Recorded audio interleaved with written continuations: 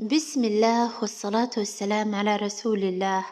أسعد الله صباحكم ويومكم بكل خير أحبابنا الكرام. نبتدئ يومنا هذا بهذا الدعاء الطيب المبارك ونقول فيه: اللهم ثبت في الخيرات وطأتي، ونفس بعد الموت كربتي، وبارك لي في مصيري ومنقلبي، ولا تغفر ذمتي، يا غاية رغبتي، يا أرحم الراحمين.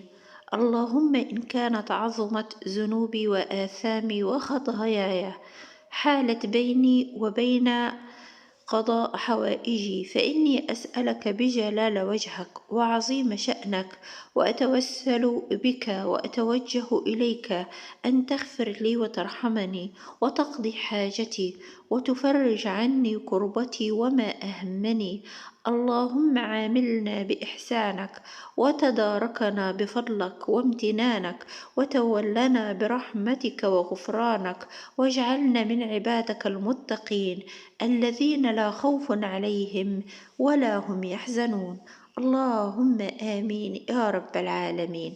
أسعد الله صباحكم بكل خير، وسوف أترك لكم هذا الدعاء في تعليق تحت هذا الفيديو. والسلام عليكم.